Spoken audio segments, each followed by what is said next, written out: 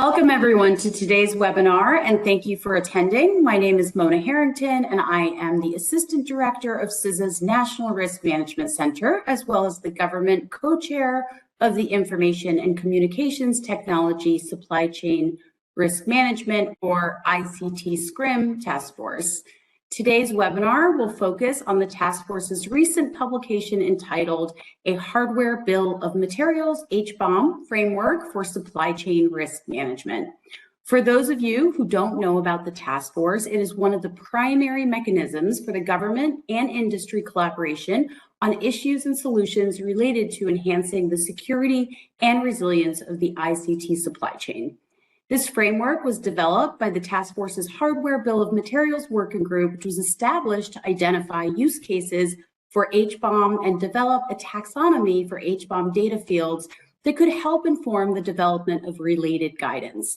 It was developed with the goal of creating a consistent, repeatable way for vendors to communicate to purchasers about hardware components in products that they have or may purchase.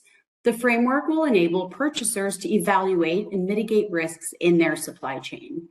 The framework also serves as a useful tool to help industry and government evaluate and address supply chain risks, set forth a consistent and predictable structure for HBOMs, and provide a set of clearly defined data fields for an HBOM.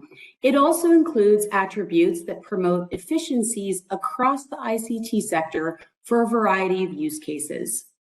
Before I turn the webinar over to our moderator, Alan, I want to thank the government and private sector professionals who developed the HBOM product that we'll be discussing today. The product is truly a testament to how the public and private sector comes together to develop a resource that plays a vital role in adopting proactive approaches to mitigate risks effectively and improve overall supply chain resilience. Please don't hesitate to place your questions in the chat today. Really looking forward to today's panel and the discussion. Over to you, Alan. Thanks so much, Mona. We are very excited to be involved in this effort. My name is Alan Friedman. I'm from the CISA Cybersecurity Division. Also, some of you know me as the guy who doesn't shut up about SBOM. And we're really excited to see the publication of this effort. And we wanted to spend some time today talking about this with a wonderful panel featuring Kenitra Tyler, representing the public sector, Chris Otway, representing the comms sector. Some of you might notice that our friend Tommy is not here today. He is stuck in the joy that is modern air traffic and transit. So together, the three of us will be covering some of the issues that we've observed around the IT sector. The other thing I want to say is we want to make this participatory. And so if you have questions, please do chime in the chat and we'll try to get to them. Important things to characterize a question, in case you were curious, in the taxonomy of panels, a question is characterized by its relative brevity and its conclusion in the interrogative punctuation mark. So always like to hear opinions, but from a perspective of this panel, we do want to sort of start the ball rolling on that front. So we'll start off by asking Kenitra and Chris to just very briefly introduce themselves. Always more fun to have people introduce themselves than having me read from a thing, and talk a little bit about sort of why this is important from the perspective that you've brought to the table. So Kenitra, do you start us off? Alan, good afternoon, everyone. First of all, thank you to CISA and DHS for coordinating the task force to give both industry and government an opportunity to come to the table together to develop these very important products. So I am the Information and Communications Technology, or Cyber, Supply Chain Risk Management Service Element Lead at NASA. I took on this opportunity coming back from maternity leave and was told it would be like raising 2 babies. Turns out it was like raising about 17 babies with the various NASA centers and then the various factions within those centers. I've been supporting the task force since its inception, working closely with Chris on each of the task force that we have shared chair responsibilities for. And as far as why we think this product is needed from the government perspective, and I'll say it's more not just from a government perspective, but it is establishing and level setting what we believe our requirements are, and then working collaboratively with industry to make sure that what we are asking for is actually something that is doable or something that is implementable. So it's managing those expectations. And then from the product perspective, once we've all level set and gotten on the same page, it's fundamentally important at this point that we understand every ingredient of this hardware that we are acquiring, or software, or anything for that matter that we are acquiring, and being able to identify the provenance and the integrity of each of those components. And I'll take it out of the IT example and say at NASA, when I took on this opportunity and started socializing the importance of just supply chain fundamentally, we stopped talking about IT and we took it to, these are the ingredients of something that everyone knows and loves, the M&M. These are the ingredients of the M&M. Here is understanding where do these things come from in the M&M, and then we just took the soy. If soy is compromised in its processing, you eat an M&M, that could result in infertility. Oh my God, we don't want that. So again, driving it home, we need to understand from the food we eat to that IT that we are consuming, we need to understand what all is making up, or every ingredient that's in that M&M or that piece of hardware. Over to you, Chris. Yeah, so I don't have any creative analogies, but I'll try. So Chris Oatway, I've got cybersecurity policy responsibilities for Verizon, and I've also been a member of the ICT Scrum Task Force since the beginning. I think this is the third of three working groups that I agreed to chair, and we decided to lean in on this because I think it's self-evident to many of us that better tools to understand how to illuminate upstream supply chain risks are needed in the industry. And I can just point and give a bit of a shout out to some of the products that the ICT Scrum Task Force has already put out and are on the website. There was a threat analysis that was undertaken, sort of identifying a taxonomy of threats to the communications and IT sectors. And there was for example, a COVID lessons learned report that actually looked at, okay, what did we learn about supply chain risks, single source suppliers that may not have previously been known about, geographic concentration that may not previously have been well understood. These products all pointed to the need to develop tools that can be used to better understand and then therefore mitigate upstream supply chain risks. So as Mona noted, we looked and we found a gap in existing Scrum tools and frameworks associated with how to render an H-bomb in a consistent, repeatable way. H-bombs are here and they've been here for a while, but currently it's very ad hoc. The data fields are not consistently defined. It's not understood what kind of a format to put in. Nesting, so on and so forth, is all sort of all over the map, right? And so we decided that there was a need to develop a framework, a building block that can be used for future work efforts as well, that would start to get at those existing gaps in frameworks and tools. Thanks so much. So before we start and dive into the process, perhaps the two of you can sort of walk us through briefly what the document that was published today looks like, because the document itself is quite short, but it seems that a lot of the heavy lifting happens in the three appendices. Can you walk us through that? You want to do that, Kenitra, or you want me to? Chris, you are the fearless leader, so I will definitely hand it over to you to walk through, and if I have any chime-ins, I'll make note of it. Sure. But I don't think you'll miss anything. So what the document intends to do is first ground the reader in sort of the purpose and the use for which this is intended, which is and we can get into the separate use cases because we actually have a relatively well developed, I think, kind of use case analysis with because of the understanding that you have to think about an H-bomb differently depending on what you're going to be using the H-bomb for. So the document First sort of introduces the theme, walks through use cases that we think make sense, and we can talk about that in a little bit more detail. But broadly, we think we distilled it down into as an HBOM can be used for dealing with security risks, dealing with government compliance needs, and dealing with availability risks, economic availability risks, such as what I just talked about with the COVID lessons learned report. And then we talk about format issues, sort of nesting, so on and so forth, connectivity and interoperability with other formats. But you're right. I think a lot of the meat of the document really is in the taxonomy, in the appendix, where the taxonomy was developed. And many thanks to Mike Bergman from CTA, who led up the sort of the sub working group that worked up the taxonomy with a lot of input from others.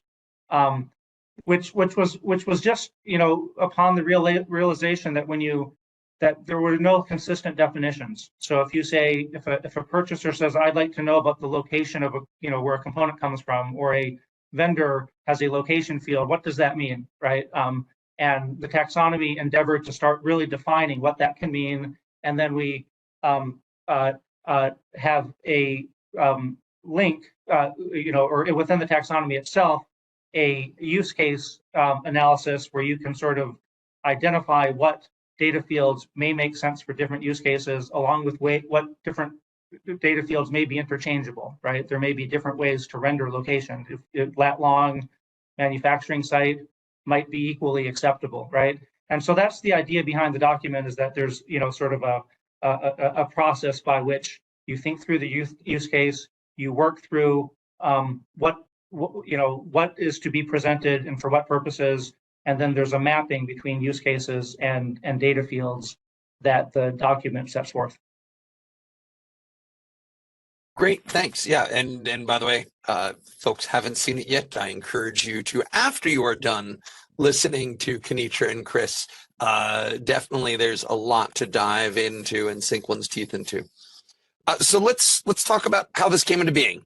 A lot of blood, a lot of sweat, a lot of tears, a lot of Zoom meetings. Yep. But tell us about the process. What were some of the inputs? You mentioned the starting point of the use cases. Tell us how this worked. Yeah, so I think the starting point was, we realized that there was a gap, and our mission was to look to fill that gap. But then when we started digging into it, there were a lot of potential rabbit holes that we kind of went down and then decided not to continue going down. Because we wanted to make sure that we didn't try to boil the ocean. And I actually think that one of the strengths of the SCRIM task force in general has been, we've been pretty disciplined about defining gaps, defining the scope of what we're doing, and then trying to avoid going down sort of every potential rabbit hole that might be of interest to someone somewhere in the ecosystem. And so that was our first challenge, is what is the BOM to be used for? And we had a very robust group of folks in the working group, in the HBOM working group, from all three sectors, from the government, and really, kudos to a lot of government agencies that decided to lean in on this effort. So DoD was very prominent, GSA, of course, NASA with Kenitra, Department of Energy, GSA submitted kind of its kind of BOM use case, and others. And then on the comm sector side and IT side as well, very robust participation. And what we worked through, as I noted, and one could sort of parse things differently. One could go forever on different use cases, and we didn't hit every single theoretical use case. One might be asking for a BOM for quality control purposes. We didn't really go down that route, for example, but we did kind of identify in the real world right now today, what are the purposes for which it makes sense to be seeking a BOM and providing a BOM for upstream supply chain risk management purposes. And what we settled on was security purposes, understanding entities and parts that may be untrusted, maybe or compromised, so on and so forth. Understanding government compliance purposes, not just security, but also Uyghur labor and so on and so forth. And then understanding and for me, the economics of this really matters. And which is why I assisted Laura Gershon in putting together the COVID lessons learned report, which I think was really quite impactful because we learned a lot about the fact that understanding upstream supply chain vulnerabilities can be crucial when you're thinking about reliability and sort of economic security. So we worked through those use cases really pretty extensively. We asked for different agencies and different companies what their sort of wish list is. So Verizon submitted a use case, NASA did, a number of the others in the working group submitted their proposed use cases, and then we started trying to distill what really each of these use cases was aimed at sort of getting at, and look to distill different use cases, which hopefully is helpful in terms of thinking about how to think about bonds. We set aside some of the we went down rabbit holes, for example, on should we try to identify critical component versus a non-critical component, and actually determined that a lot of that would end up being use case specific. And so sort of set that aside along with other areas that we can talk about later that may be good fodder for future work efforts. And then we did the taxonomy work, and Mike Bergman led up that team with folks from a big chunk of the rest of the working group, which sort of said, okay, here's when someone says that they're looking for data about X or Y or Z, what does that really mean? And started to flesh that out, started to understand that different use cases require different data fields.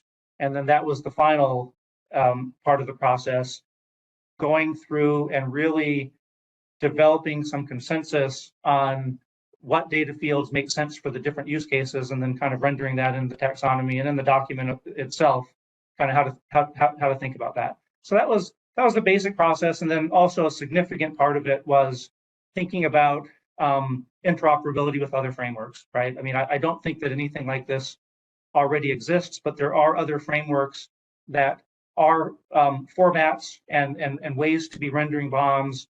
And so we specifically thought about SBOM, for example, and how to think about kind of going forward, making sure that we are as future-proof as possible while still achieving something freestanding.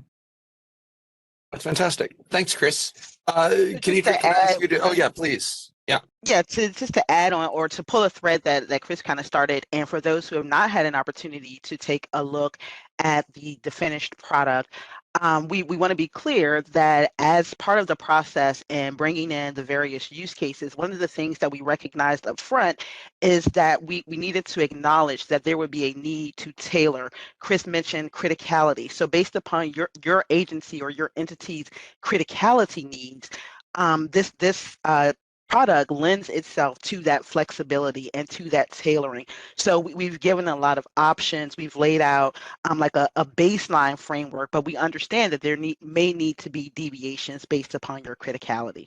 And can for those of us who don't follow the SCRIM language perfectly, can you talk a little more about what you mean by criticality? So I'll speak from NASA. So something that is going to result in loss of life, that is definitely critical. Something that is going to result in, an asset falling out of the sky, that is definitely critical. On the lower end, okay, you can't make that Teams call. Not very critical because we can still pick up the phone. So it's really taking a look at, what are the critical functions of my entity, whether that's a federal agency, whether that is a private entity. And then what are those technologies or those components, whether it be hardware or software or firmware, that enable or facilitate those critical functions of my entity. And then finally, who are the suppliers of that particular product? And this is when you really get to identify, am I going to put myself a self-imposed denial of service because you are reliant on a single source of that critical component? So that criticality analysis is definitely critical. It's critical to do criticality. But yeah, just being able to identify, because as we said, we can't boil the ocean. If we had infinite resources, yes, we could look at every single thing. But the reality is we don't. So we have to be very strategic in how we are applying some of these concepts and definitely doing that criticality and identifying what is critical to you and your entity is definitely one of those first steps. And, Yeah, and it sounds like, oh, go ahead, please. no, I was just going to say, just sort of as an example, and we spent a lot of time about thinking through whether or not to try to insert this into the framework or not, and per Kanitra's point, decided to leave it kind of flexible. But if you're doing a security analysis or even analysis of what kinds of components may be critical if you have single source suppliers and therefore upstream constraints, in a piece of equipment, you may have some sort of smart components that may present certain types of security risks that a dumb component, like one of the thousands of transistors in the piece of equipment, may not present. Same thing with availability risks. If the transistors are all pretty, pedestrian technology that can be readily sourced from lots of different sources, one could envision a scenario where you may ask for the certain non-critical information to be presented in more summary form, as opposed to in the more granular, really need to know exactly where each component came from in the context of some of the more critical components. The issue, of course, ends up being that for different use cases, criticality is going to be maybe defined differently. If that makes sense. So, Kanitra, one of the things we've talked about, sort of the core document and the appendices, and one of them is one of them is a taxonomy, right? Starting to use the terms. Can you talk a little bit about why that was important and how people who are reading this document can think about using that taxonomy? So definitely, and I'll start, fundamentally, a taxonomy is what we're using to organize and index the knowledge. And as Mona mentioned up front, this is intended to drive that consistency, to drive that predictability. So in addition to, I think this was also the first step in defining some requirements or developing, in government terms, that requirements traceability matrix for what that HBOM generation tool would look like. So we've kind of said, here's what that field name would be. Oh, and as an example, C.1.2 talks about the HBOM creation date. So we want to make sure this is the field type. It's going to be a string or it's going to be a number. We describe it. We give an example. An equivalent Cyclone DX, if it's applicable. In this case, it was not. Same thing, equivalent SPDX. And then as we mentioned, we talk about the various use case that particular field in the HBOM is going to give you. Are you more focused on security? Are you more focused on confidentiality, integrity, that security? What is it that you are attempting to communicate or understand from that provider of that particular hardware item? And I would say that the same is true for any software item. We want to understand what is that security objective that you are attempting to meet, and then we're giving you that roadmap, if you will, where this is the type of information, and then this is the format that information would be delivered in. Again, driving that repeatability and that predictability and that consistency, which I think, again, going back to the conversation about resources and the decline of resources that we have available, we definitely need to be consistent because whether I go to NASA or whether I go to OPM and that HBOM comes in, I should be able to pick it up and say, oh yeah, check, this is consistent with what we were expecting to receive. Great, thank you. So let's talk a little bit about where this data is going to come from and how it might be used. So I'd love to ask the panel, today, as you look at it, where do you see this data as organizations start to collect it? What are some of the things they're going to need to do this? And then maybe we can also do, first we'll start with today, and then we'll look forward to what we might see in the future. Yeah, so I would say that today, most OEMs already have this data and can pretty readily render bombs. That's, I think, understood that, and it makes sense that certainly any sophisticated OEM knows what's in its equipment that it's producing. And they've got their systems that they use for their manufacturing processes, et cetera. We're missing Tommy, who can talk about this from an OEM point of view. But I mean, the reality is that right now all of this data exists, and bombs are being generated by OEMs extensively and being consumed, right? And so what we're looking to do here is create that consistency so that hopefully they can be shared and consumed in a more reliable and well understood fashion, and thereby just become sort of a order of course. This is the expectation with respect to what your bomb is going to look like when you provide it to the purchaser. Separate issue that we did not try to sort of really drill down on, sort of gets into techniques and technologies for evaluating a bomb, using automation, for example, and what kind of a format it has to be in order to do that. So I think to a large extent, a lot of that remains manual. But we think that this is an important building block in terms of at least making sure that there's that consistency into sort of what is in the bomb and what is expected to be in the bomb. Yeah, and I'll just add to that. So we have, our baseline document, our taxonomy, this is what we think should be in it. But I feel like, this is perhaps for Mona to say maybe the next phase of this task force is, okay, so we now know what should go in it. So now what do I do with it? When I receive it, what should I do with it? So I think that there's opportunity there to provide some implementation guidance, that how to, or, H-bombs for dummies or something of that nature. Definitely some training for, whether it's the contracting officer, if it's the contracting officer's representative, down to, that Joe user who is going to ultimately be the end user of that particular product. They need to understand what is in that piece of equipment, which would then lend itself to helping them protect and secure that equipment. So I think definitely there's an opportunity to provide some guidance, if you will, on, okay, so now what? I have it. There's an opportunity, definitely, again, absent that automated generation and absent that automated review, evaluation, consumption, we've definitely set the stage for that requirements of what would go into that tool to automate the development as well as consumption. And then again, training for those people where this is not their jam. They don't do H-bombs. They could care less about what's in the component. They really could care less about the component themselves, but they are responsible for the proper acquisition of said component. So they definitely need to have the awareness of what is my role in this process? What is my responsibility? And then making sure that they are equipped to carry out those responsibilities.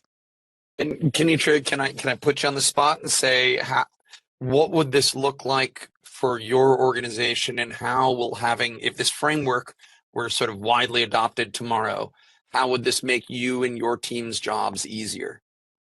So one of the things that would make me and my team's job easier is that when we are asking for certain things from the customer and they're saying, well, why do you need this? And we're like, well, we can't really say whether or not, let's say we're contemplating something that may or may not have that substantial component from Huawei. If we don't know every single component and suppliers of said components, we certainly can't make that risk-based recommendation. So for us, it's definitely a matter of, understanding what's there, which we may or may not.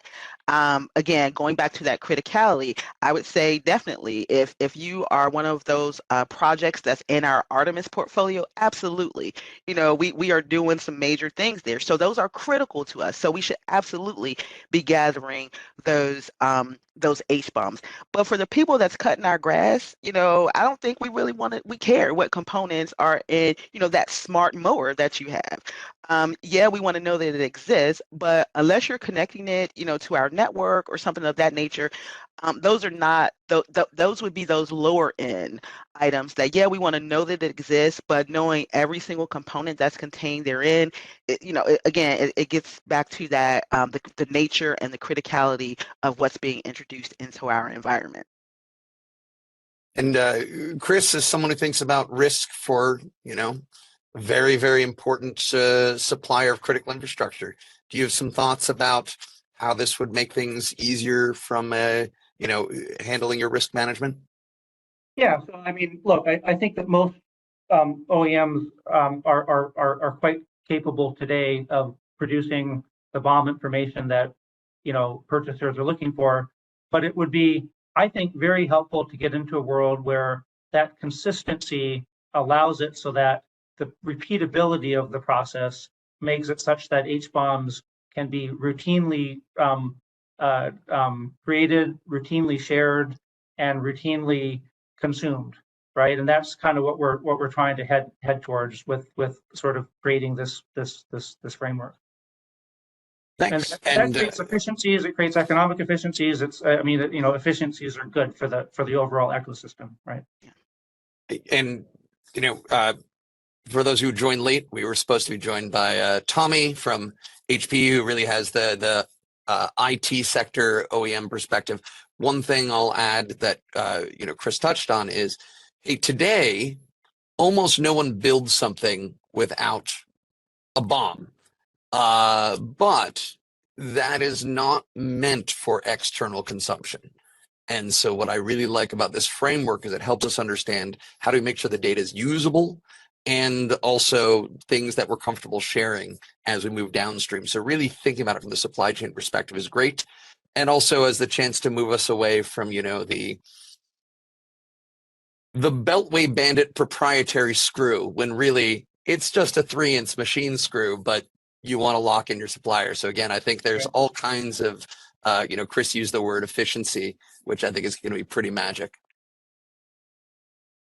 So let's talk. I know that none of you thought that I would appear here without talking about SBOM.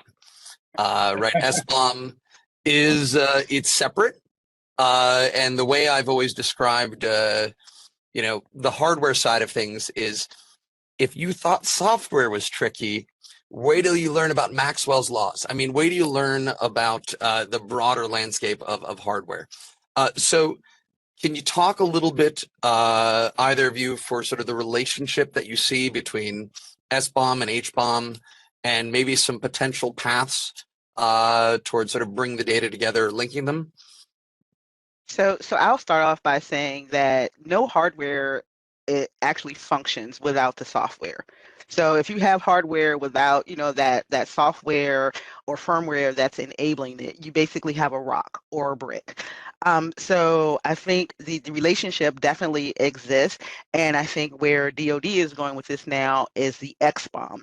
Understanding the totality of what that component is, whether it be a software component or a hardware component, but really understanding, again, that whole, because only understanding a piece of the pie still leaves you at risk.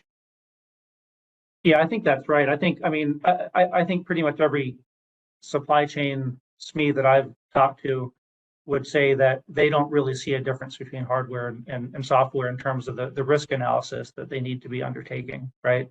And so we were very conscious of all of the many SBOM efforts taking place, led by you in large part, Alan, while we went through this. And we had we had scoping discussions. For example, is firmware hardware or is it software, right?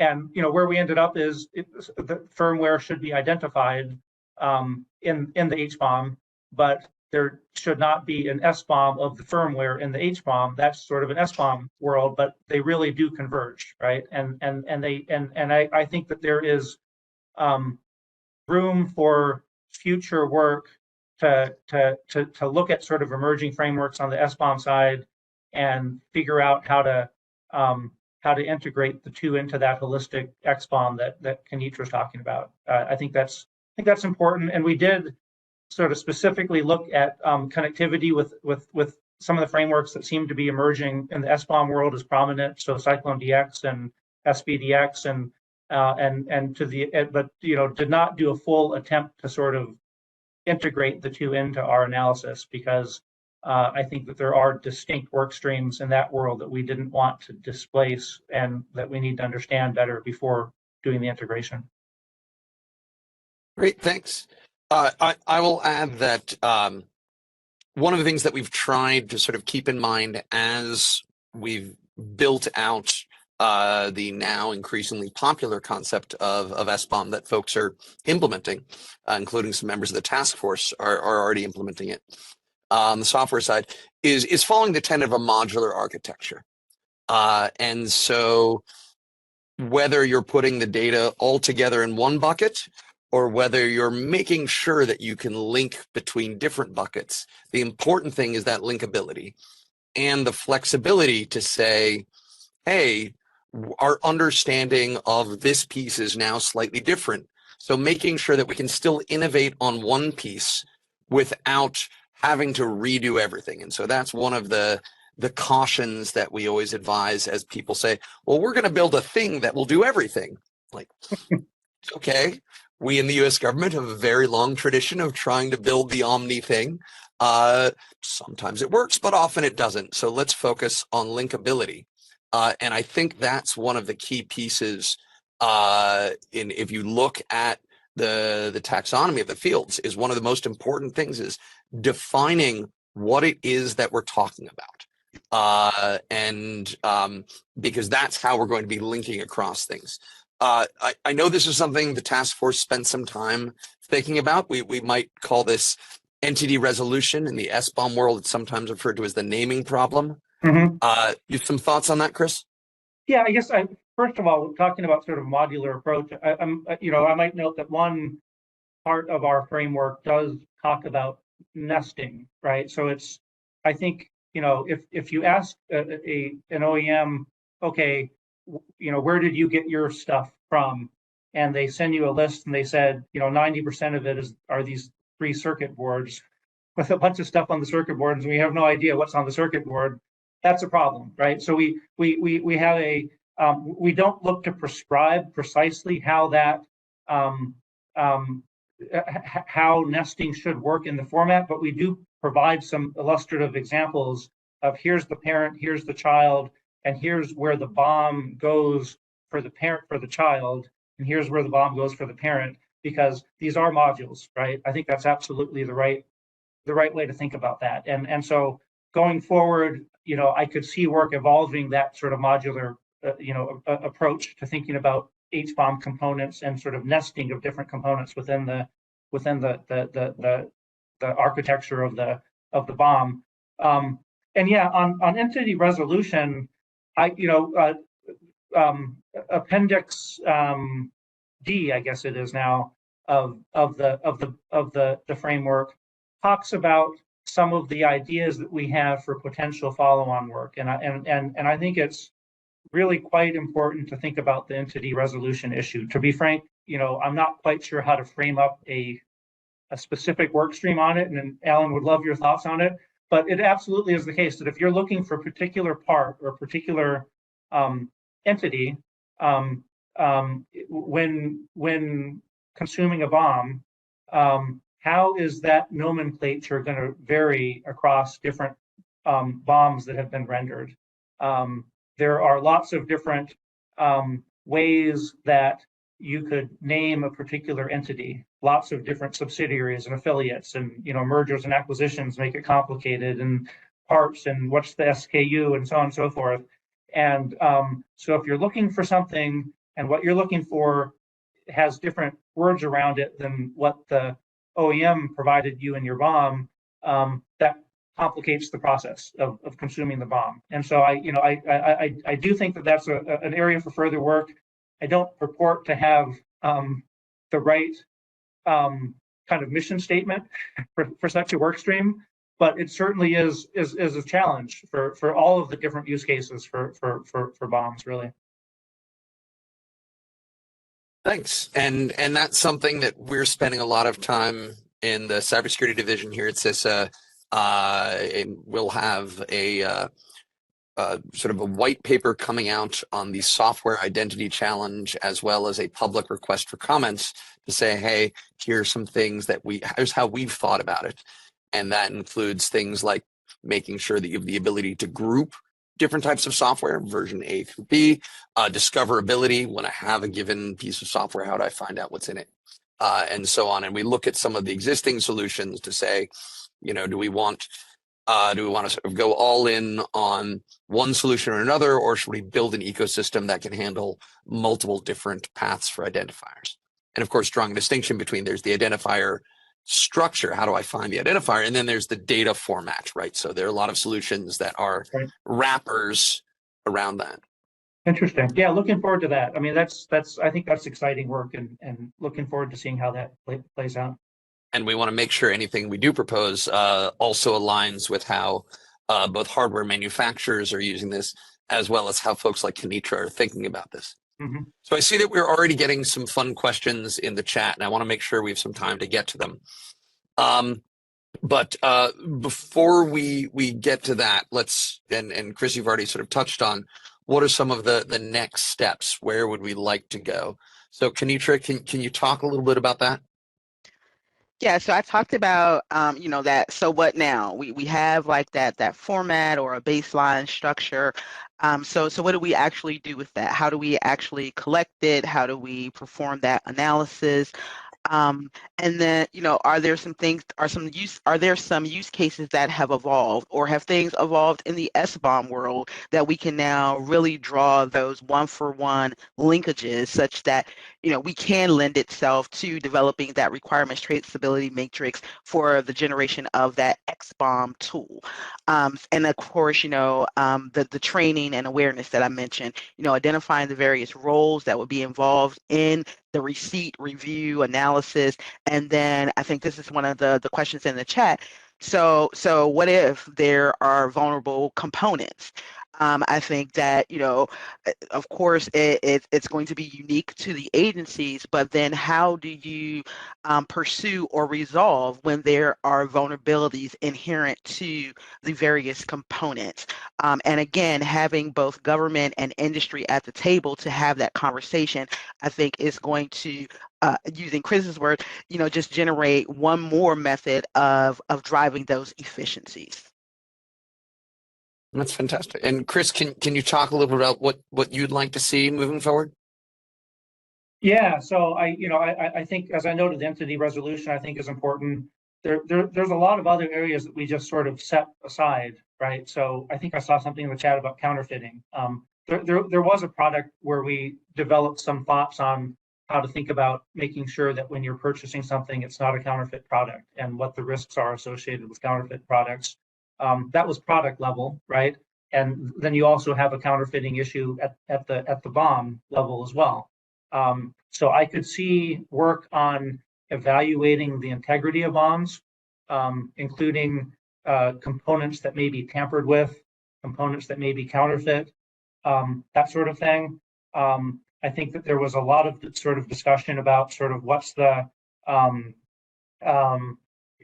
using a BOM, like a lot of the discussion, ends up sort of being using a BOM for quality control purposes. Blockchain gets raised. I'm not sure that I would vote to certainly co-chair a blockchain discussion, but it's always in the mix, right? I think there's a lot of areas that sort of are ripe for thinking about how we can kind of evolve this and get this building block, sort of get more blocks around it.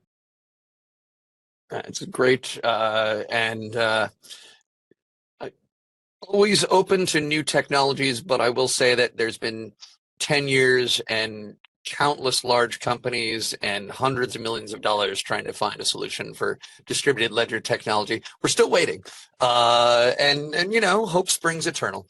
Okay, that's that Alan for opining on technologies. So no, I think this is a really great start, and again, if you have questions for the panel, please do not be shy about chiming in the chat. I know that many of you are not shy and have already chimed in. And so, but before we go there, I want to sort of ask, as you see this more broadly affecting your sector, and I know obviously you can't speak for every organization in your sector, but where would you like to see the public sector starting to use this, and maybe, tease, hey, this is some of the discussions you've already started to have with some of your colleagues across the federal sector, or in DoD land, Kenitra. And then, Chris, anything you can say that's specific to the comm sector, because I know that you guys face some pretty unique challenges. Yeah, so I'll say that again, it just one, yes, we are the government. We're always here to help, but we don't know everything. And sometimes we don't know what we want or why we want it. So again, I think it is essential to have both government and industry at the table together. And when I say government, we've looked at, small businesses and things like that. So this is federal, state, local, tribal. We need academia involved to make sure that we are generating, again, that consistency and driving that consistency. That's Yeah, fantastic. Thank you. Oh, go I ahead. guess what I would say is I'm not sure you phrased it right. It's not a matter of starting to use the H-bombs. I mean, H-bombs are extensively being created and being shared and being analyzed and so on and so forth. I think it's a matter of starting to use H-bombs that hopefully are starting to be rendered and arrive in more consistent formats. I guess from my company's point of view, one area where that would be very helpful is in the government procurement space, right? Because it is the case that different government agencies kind of may have different thoughts in their heads, the specific procurement officer, as to sort of what they might be looking for or not looking for. And, having some understanding as to sort of what's a reasonable ask and what's sort of a good way to provide that bomb information, I think, can create, again, efficiencies on all sides, and can also help, to Kenitra's point users of bombs towards bombs that will be most useful for their use cases, right? And that's really what this is about. All right. So let's dive into the chat for some great questions. They sort of are hitting at all the different levels. And again, if you have something you'd like the panel to discuss, please do chime in the chat. One question is sort of on the technical side, the implementation side. How small should this go? How deep down should we be drilling? Right, there are, sometimes very random small amounts. Does every dim need to be accounted for? And sometimes in the software world, we have a concept of depth. So, right, I have my top level dependencies, and then I go down further of sub dependencies that are on assemblages. I know that there are some great graphics in the report. Do you have an opinion on how we should start thinking about how complete these should be and how far down we should be drilling? So I'll say, I think this, again, establishes that baseline, and it's going to be up to the entities to determine how far down they need to go based upon the criticality of that component or the criticality of that supplier. We were intentional in being as flexible as possible, recognizing that different entities will have different needs, again, based upon either the nature of their business or the criticality of that product or supplier. And then maybe we even say, in SBOM world, we stop at the open source. Yeah. Yep. We can pick that one up in a moment if folks are really excited about that one. Chris, any thoughts on what we should be scoping it for? No, nothing more. I think Kenitra covered it well. I think we did, leave things flexible, precisely because of the fact that different uses will require different levels of depth for different types of components. All right. We've got a question in the chat about what do we do when a high-risk component is discovered? So one of the things that I often point to is that discovering the badness is where we should be spending our resources, especially in the government, right? We should be looking for badness. And then once we find it, responding to it, that should be the easy part. That should be the efficient part. Obviously, in software, sometimes that response is easier than hardware.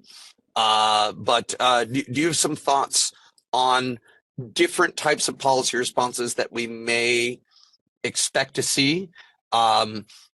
Is this, when should the term rip and replace be used? And what are some of the things that are a little easier and cheaper than using R&R?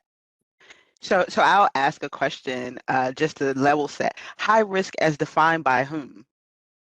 So I don't know if the person that asked the question wanted to type it in the chat, like who has defined this as being high risk? Did our friends over at CISA send us a notification? Did we get, something from an EO, or was it based on our own analysis? And I think the response to that will be based on, who defined it as high risk. And then some of our friends are going to help us in determining when we are going to rip and replace, or if we're going to mitigate, or what the appropriate response would be. Oh, that's great. And can you sort of walk us through? And again, I'm putting you on the spot here. Two different stories of maybe, hey, this is the sort of thing that'll really require a full-on engagement, whereas here's some of the things that maybe we have some alternate paths. So it looks like Max here has given me a little bit of prompting. So when we talk about banned entities, one, we have to know that a component from that entity is in that final product, hence the need for the HBOM to start with. If that component is contained with it, I think that is a conversation with the actual manufacturer. Are they able to replace that component? What is the criticality, or is that particular component providing substantial functionality such that, one, we were not supposed to acquire it in the first place, but again, absent the knowledge that it existed, we wouldn't know that, we basically violated Section 889 or Section 208 of the Appropriations Act. So one, it depends on who has defined the criticality. Two, if it's a banned entity for NASA, it's just a non-starter. It's, can the OEM replace that single component? If not, then yeah, we need to remove it, because per the legislation, we are not authorized to operate that. Yeah, and I guess I would maybe jump in on that. The question, I guess, was, what do you do if you find something that's high risk? And obviously part of the answer is exactly what Kenitra just described, which is there needs to be a process with respect to the purchaser dealing with its vendor. Separate question, I guess, is sort of involving information sharing on supply chain risk management threats and that are identified and what to do with them. I'll put my lawyer hat on and just note that one of the products that we did push out in the ICT Scrum Task Force did look at information sharing, and actually had a bunch of lawyers write up some of the many contractual and regulatory and policy and sort of privacy issues that are sort of in play there. And that's another nut that perhaps could be cracked and could be looked at further. But sort of at the moment, I'm not sure that I am aware of any systematic information sharing mechanism out there. No, that makes sense. And sometimes the secret squirrels communicate to certain parts, but not other parts. And then there are folks like us here at CISA that are working to sort of notify the entire government, because everyone is, has their different approaches. So just a few more questions, and I also want to thank the panel who sort of spent a lot of time working on this, but hearing the questions from everyone else is always a little tricky on this. So let's start with a question about counterfeits and identifying fakes. So how will an HBOM help identify fakes? And then maybe we can expand that to say, how do we think about linking the HBOM data to the actual things that have been delivered? Yeah, I mean, I guess I would say both of those were explicitly discussed at length and determined to be out of scope of the building block that we were trying to put in place, and put into the sort of the Appendix D for, potential follow-on work, how to evaluate the integrity of the bomb, et cetera. You get a bomb, how do you know that it isn't, the equipment actually does have what the bomb says it's supposed to have? That is sort of not in scope for this actual framework, but another area of, I think, right for future work. And Chris, while we're talking about things that weren't in scope, there's a question about sort of aftermarket replacement parts and maintenance records. Is that something that you guys sort of explicitly talked about? I'm not sure we did actually talk about aftermarket and replacement parts, Kenitra. We certainly did talk about updating bombs and, the right procedures and processes to have in place for bombs that are going to vary, for different pieces of equipment that are actually delivered, right? But on the, I don't know, Kenitra, on the aftermarket, any thing come to mind? Yeah, I don't think we talked about it explicitly in the working group as part of the conversation, but similar to the OEM advising that there is a new bomb, they should also advise on, who is authorized to provide those aftermarket or maintenance parts, pieces, and components. Nope, that seems tricky, and again, aligns to what we heard earlier about sort of updating them. All right, I want to leave time for both of you to sort of give our 1 minute takeaway. Got a pretty big audience at the moment, so what do we want folks to really walk away with? But before we do, let's zoom out to sort of a global perspective and sort of a culture of industry perspectives. Right now, supply chain is pretty opaque. And do you think that this will be a nudge in the right direction? How do we think about that? How do we respect some of the reasons why the supply chain is opaque today? And where do we want to say, no, we just want and need more transparency? So let's talk about sort of the culture of thinking about supply chain and what needs to be changed. So I'm going to start and say Executive Order 14028 told us this is a national issue.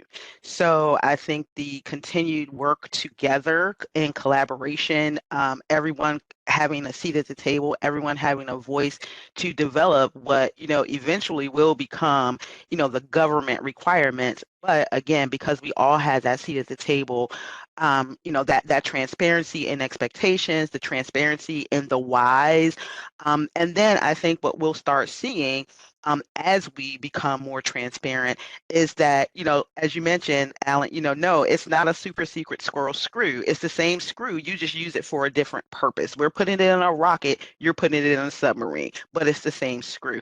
So again, I think, having that collaboration and fundamentally getting to a shared understanding and a shared respect of the issue that we are trying to address nationally, and the opportunities that we have across the board to increase our good stewardship of taxpayer dollars, as well as that collaboration with our industry partners.